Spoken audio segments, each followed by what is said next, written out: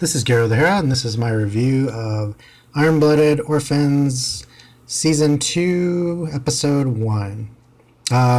So this was a pretty good episode because it right away started to tell you what has changed.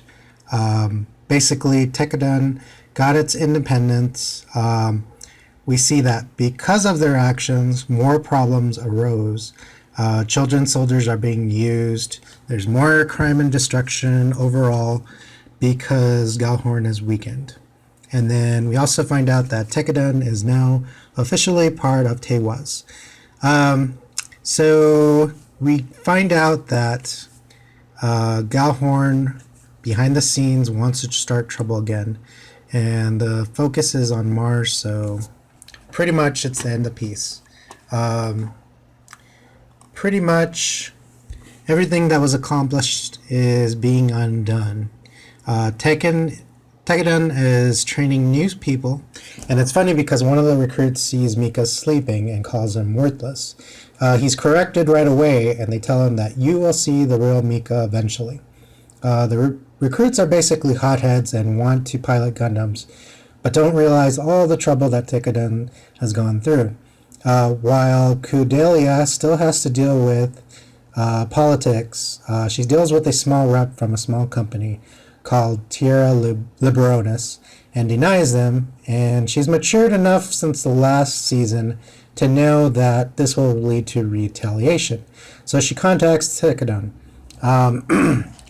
We get to another scene, and Gjallarhorn, there's a scene with McGillis who masterminded the last whole situation with weakening Gjallarhorn to his own ends, and he used Tekkadan to get his power.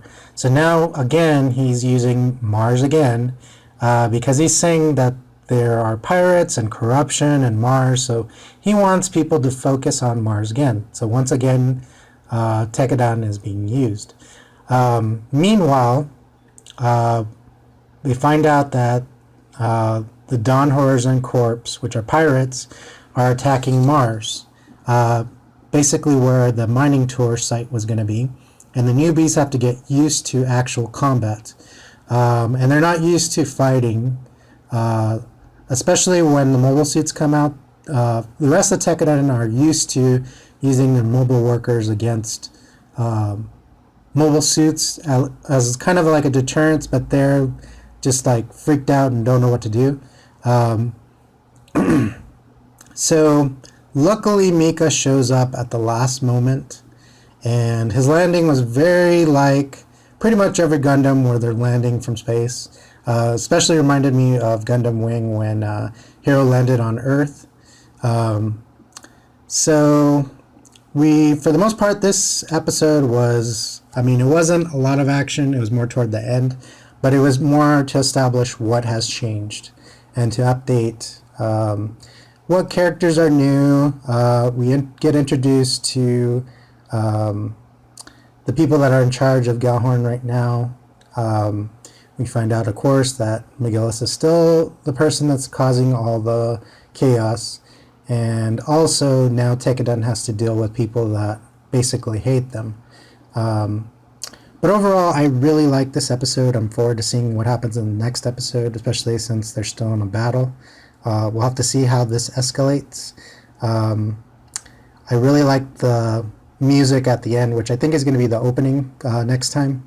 So it'll be interesting to see what the ending song sounds like, or if that's going to be the ending song. So like always, comment below, subscribe if you're interested, and follow me on Twitter, and I will see you next time.